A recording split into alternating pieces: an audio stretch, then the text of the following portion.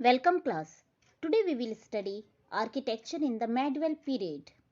In first video we had completed already meaning of architecture, kinds of monuments, importance of monumental architecture, and in second video we had completed North Indian style architecture and South Indian style architecture also. In this video we will study architecture in the Sultanate period. It means to about the Delhi Sultanate architecture, and architecture in the Mughal period. It means to Mughal empire में किस तरह के architecture का development हुआ, किस तरह के architecture बनाए गए, उन सब की स्टडी हम यहाँ पर करेंगे. तो firstly we will start architecture in the sultanate period. इस पीरियड में क्या हुआ था कि तुर्किश और अफगानी जब इंडिया में आए थे तो उन्होंने अपने देश की टेक्निक्स और वहाँ की जो आर्किटेक्चर का स्टाइल था वो भी लेकर आए, है ना. और फिर जब इंडिया में जब वो आए तो हमारा जो ट्रेडिशनल इंडियन स्टाइल का जो आर्किटेक्चर था और तुर्किश और अफगानी स्टाइल का जो टेक्निक्स और आर्किटेक्चर थे तो वो दोनों मिक्स हो गया, है ना. और एक नए तरीके का आर्किटेक्चर डेवलप्ड हुआ, तो जिसे हम बोल सकते हैं Indo Islamic style of architecture, है ना. और इसमें इंडो इस्लामिक आर्किटेक्चर में दो बहुत ही इंपॉर्टेंट फीचर्स थे. फर्स्ट था ट्रू आर्च एंड सेकंड था डोम. अब ट्रू आर्च है क्या? ट्रू आर्च यानी ऐसा एक पॉइंटेड आर्च होता था. आर्च आपको सभी को मालूम है, इससे घुमावदार होता है ना. हमारे घरों में भी हॉल में आर्च होता है. हॉल और जो सेकंड नंबर का जो भी रूम होता है उसके बीच में एक आर्च ऐसा बना हुआ रहता है, तो वो गोल होता है, किसी का स्क्वायर साइज में होता है, और आजकल तो बहुत सुंदर सुंदर डिजाइन्स होती है. तो ऐसे ही उस समय पर जो आर्च बनते थे उसे ट्रू आर्च बोलते थे. और इसमें क्या होता था कि कोई भी पिलर नहीं होते थे, बीम नहीं होते थे, बिना सपोर्ट के वो आर्च खड़ा रहता था. तो जैसा कि आप पिक्चर में देख सकते हो कि कैसे स्टोन नीचे से लगाए गए दोनों तरफ से, फिर धीरे धीरे धीरे उनको सामने किया गया और इस तरीके से ऊपर एक पत्थर ऐसे लगाया गया जिससे वो आर्च कंप्लीट हो गया. और आर्च कंप्लीट हो गया और वो फिर स्टोन नीचे नहीं गिर रहे थे.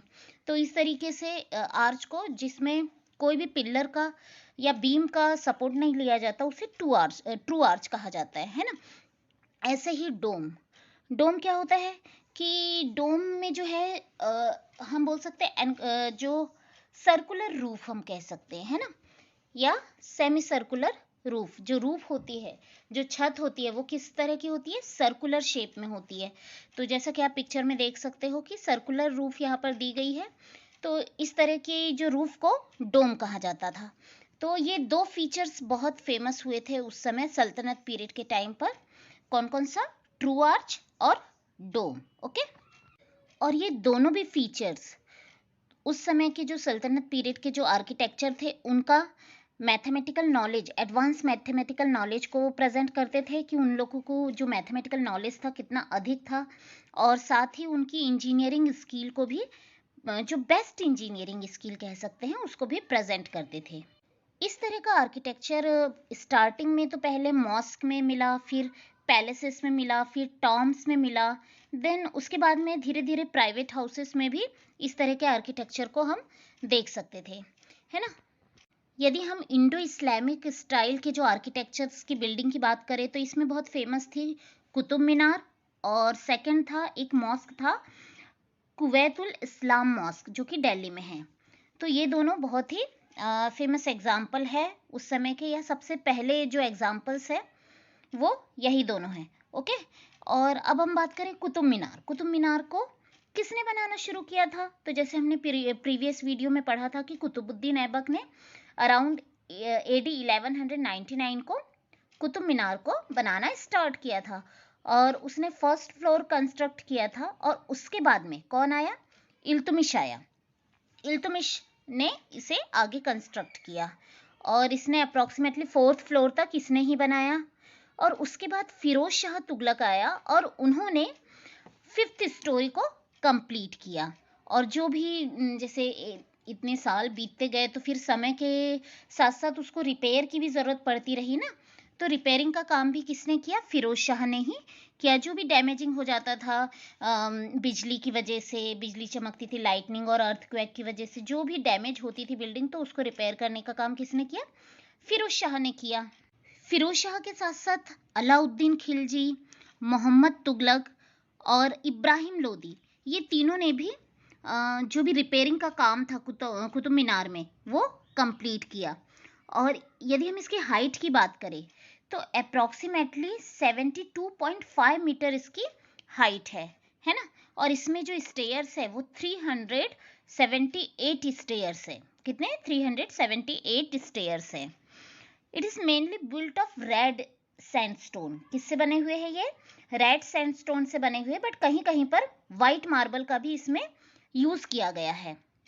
कुतुब मीनार जो है एक सूफी संत थे, कुतुबुद्दीन बख्तियार काकी, तो इनको डेडिकेट करने के लिए बनाई गई थी। और अभी यह वर्ल्ड हेरिटेज साइट पर भी इसका नॉमिनेशन हुआ है ना। कुतुब मीनार को यदि हम बहुत पास से देखेंगे तो जैसे मैं अभी यहाँ पर एक पिक्चर लगाई हुई हूँ, तो आपको दिखेगा कि उसमें कुछ लिखा हुआ है ना। तो कुतुब मीनार को बहुत डेकोरेटिव तरीके से उसमें कैलीग्राफिक इंस्क्रिप्शन लिखे हुए थे। और इसमें कार्विंग, जैसा कि हमने लास्ट वीडियो में डिस्कस किया था कि कार्विंग यानी कि उसको खोद खोद कर डिज़ाइन बनाई जाती थी, चट्टानों को, पत्थरों को, स्टोन्स को खोद खोद कर डिज़ाइन बनाई जाती थी। तो इस तरह का जो फीचर्स है वो आपको कुतुब मीनार में देखने को मिलता है। इसके बाद हम देखेंगे कि जो अला दरवाज़ा है ये साउथर्न साइड से कुवैतुल इस्लाम मॉस्क का जो डोर है, मेन गेट है, वो साउथर्न साइड से कौन सा है? अला दरवाज़ा, है ना। तो ये किसने बनाया? ये अलाउद्दीन खिलजी ने बनाया था, है ना। और ये जो गियासुद्दीन तुगलक है उनका टॉम था ये। इसके बाद में एक न्यू ट्रेंड स्टार्ट हुआ आर्किटेक्चर में। ऑक्टेगोनल शेप्स के यहाँ पर जो टॉम बनाए जाने लगे, है ना। और साथ ही लोधी डायनेस्टी के जो भी किंग्स और नोबल्स हुए उन्होंने इस तरह के टॉम्स बनाना स्टार्ट किया। उसमें इनसाइड में गार्डन होता था और डेकोरेटेड टाइल्स और कलरफुल टाइल्स हुआ करती थी। तो इस तरीके से दिल्ली सल्तनत या सल्तनत पीरियड में आर्किटेक्चर का डेवलपमेंट हुआ। Now we will study about the architecture in the Mughal period. Mughal period में जो आर्किटेक्चर था वो अपनी ऊंचाइयों को छू रहा था। क्यों? क्योंकि जो मुगल एम्पायर थे, जो एम्परर्स थे, उसमें वो बहुत रीचर थे अपने प्रेडेसेसर से। जो उनके पूर्वज थे उनसे वो बहुत रिच थे। साथ ही उनका जो एम्पायर था वो बहुत ही स्टेबल था as compare to other empire. तो दैट्स वाई इस टाइम पर जो मुगल टाइम पीरियड में आर्किटेक्चर बहुत ही डेवलप हुआ। इस समय में भी इंडो इस्लामिक आर्किटेक्चर ज़्यादा डेवलप हुआ और इस समय में भी आर्च और डोम कंटिन्यू, जैसे कि दिल्ली सल्तनत के टाइम पर चलता था वैसा ही रहा। बट इस टाइम पे जो टॉम बनाए जाते थे तो वो स्टोन के प्लेटफॉर्म पहले बनाए जाते थे और उसके ऊपर उसका जो भी कंस्ट्रक्शन है वो किया जाता था। यहाँ पर टॉम के सामने क्या होता था? ज्योमेट्रिकल शेप्स के गार्डन्स होते थे और साथ ही वहाँ पर वाटर, कुछ रनिंग वाटर की तरह का आर्किटेक्चर भी हमको देखने को मिल सकता था। इस टाइम पर जो रेड स्टोन के साथ साथ व्हाइट मार्बल्स का भी बहुत ज़्यादा यूज़ किया जाने लगा था। मुगलों के आर्किटेक्चर में हमें फोर्ट्स मिल सकते हैं, पैलेसेस मिल सकते हैं, पब्लिक बिल्डिंग्स मिल सकती है, मॉस्क मिल सकते हैं, साथ ही साथ बाउलीज इन्होंने बनाई।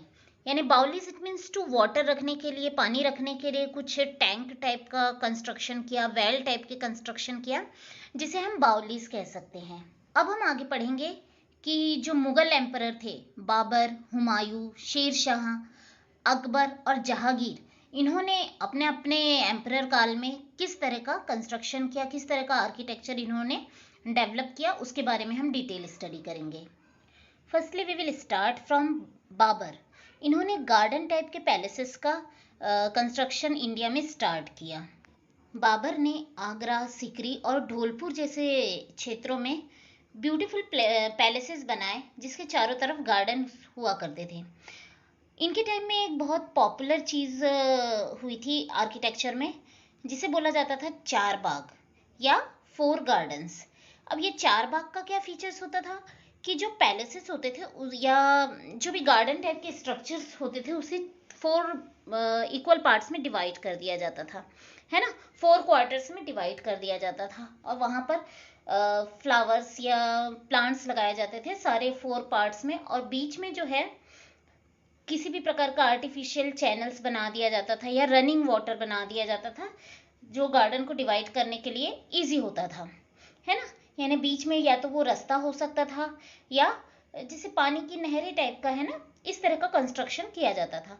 तो बाबर के समय पे ये बहुत फेमस हुआ था, बहुत पॉपुलर हुआ था।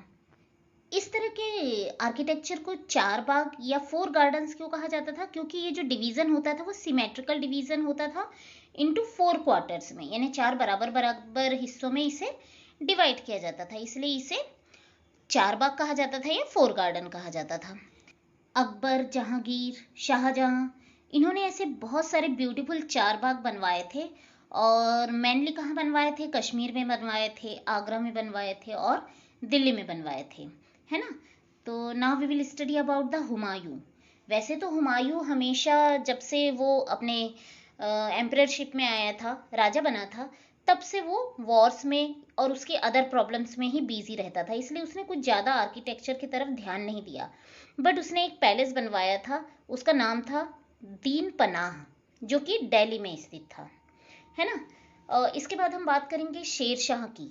शेर शाह ने भी ज़्यादा कुछ कंस्ट्रक्शन तो नहीं किया था, पर उन्होंने एक किला बनवाया था जिसका नाम था पुराना किला, और ये बनाया गया था दिल्ली में। और ऐसे ही उन्होंने एक मौसेलियम बनाई थी। मौसेलियम इट मीन्स टू समाधि बनाई थी, और वो कहाँ पर स्थित थी? वो थी सासाराम इन बिहार में, है ना। कहाँ बनवाई थी उन्होंने मौसेलियम? सासाराम इन बिहार, है ना। तो इस तरीके से इसके जो शेरशाह जी के थे, दो आर्किटेक्चर बहुत ही फेमस थे शेरशाह के समय पर। इसके बाद हम देखेंगे कि अकबर ने अपने शासनकाल में किस तरह से आर्किटेक्चर को बढ़ावा दिया। उनके शासनकाल में आर्किटेक्चर बहुत ही अधिक डेवलप हुआ। बहुत ही सिग्निफिकेंट आर्किटेक्चर लैंडमार्क्स हम बोल सकते हैं, मेजर लैंडमार्क्स उनके समय में कंस्ट्रक्ट किए गए, जैसे कि दिल्ली का the tomb of Humayun, Agra का Taj Mahal, Buland Darwaza, Jama Masjid, tomb of Sheikh Salim Chishti, and the famous residential building Panch Mahal. ये सारे जो कंस्ट्रक्शन थे उनके समय के बेस्ट आर्किटेक्चर में से माने जाते थे। यदि हम बुलंद दरवाज़ा, जो कि फतेहपुर सीकरी में स्थित है, उसे देखें तो इसका जो आर्किटेक्चर था वो एक्सेलेंट था, क्योंकि यहाँ पर जो Persian, central Asian and various Indian style का कॉम्बिनेशन था। बुलंद दरवाजा में सेंट्रल टॉवरिंग डोम था, यानी बीच में सेंट्रल में डोम बना हुआ था काफ़ी ऊंचा, और टॉल गेटवे था। तो इस वजह से बुलंद दरवाजा काफ़ी स्पेशल लैंडमार्क्स माना जा सकता है फतेहपुर सीकरी का और अकबर के पीरियड्स के टाइम का। ऐसे ही उस समय में एक बहुत ही अच्छा फीचर्स उस समय फेमस हुआ था, वो था पिश्तक। ये फीचर्स बहुत ही ज़्यादा मुगल आर्किटेक्चर में देखने को मिलता था। इसका सबसे अच्छा एग्जाम्पल हम हुमायूं टॉम्ब में देख सकते हैं। सबसे पहले तो हमको ये समझना होगा कि पिश्तक आर्किटेक्चर होता क्या था। पिश्तक आर्किटेक्चर में क्या होता था कि या तो एक रेक्टेंगुलर गेटवे होता था, मतलब जो गेट होता था उसका वो रेक्टेंगुलर होता था, अदरवाइज रेक्टेंगुलर फ्रेम के अंदर आर्च बने होते थे। गेटवे का जो आर्च है वो रेक्टेंगुलर फ्रेम के अंदर बना होता था, जैसा कि आप बुलंद दरवाजा में देख सकते हो, हुमायूं टॉम्ब में भी देख सकते हो कि रेक्टेंगुलर जो फ्रेम है उसके अंदर एक आर्च बना हुआ है, तो इसे ही पिश्तक आर्किटेक्चर कहा जाता था, है ना। हुमायूं टॉम्ब के बारे में यदि हम और एक बात जानना चाहेंगे तो उसमें हम देखेंगे कि जो वो टॉम्ब है वो मिडिल में बना हुआ है और उसके चारों तरफ गार्डन्स का कंस्ट्रक्शन किया गया था, और साथ ही इसके चारों तरफ 8 रूम्स बने हुए हैं, 8 रूम बने हुए हैं, जिसे हस्तभिष्टि भी कहा जाता है। ओके गाइस, और ये पूरा का पूरा जो हुमायूं टॉम्ब है वो रेड स्टोन से बना हुआ है, और इसके एजेस में जो कॉर्नर्स में है वो वाइट कलर के मार्बल्स लगे हुए हैं। तो इस तरीके से हमने देखा कि अकबर के ड्यूरेशन में किस तरह से आर्किटेक्चर डेवलप हुआ। अब हम देखेंगे जहांगीर के पीरियड्स में किस तरह से आर्किटेक्चर को बढ़ावा मिला। जहांगीर वैसे तो पेंटिंग और गार्डन्स बनाने में ज़्यादा उसको पसंद था, गार्डन बनाना उसे ज़्यादा पसंद था। जहांगीर के पीरियड के टाइम पर जो बहुत ही फेमस गार्डन है कश्मीर का शालीमार बाग, ये जहांगीर ने ही बनवाया था। और इन्होंने अकबर का टॉम्ब जो कि सिकंदरा में है वो भी इन्होंने ही बनवाया था। साथ ही इनकी जो वाइफ थी नूरजहां, इन्होंने एतमादुद्दौला का जो टॉम्ब है वो बनवाया था।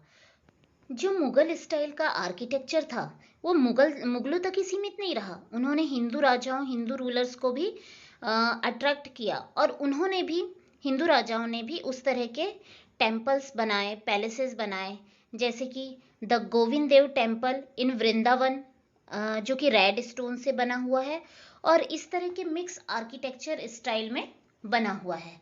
तो यहाँ हमने देखा कि बाबर, हुमायूं, शेरशाह, अकबर और जहांगीर, ये मुगल राजाओं के द्वारा किस तरह का आर्किटेक्चर को बहुत बढ़ावा मिला था।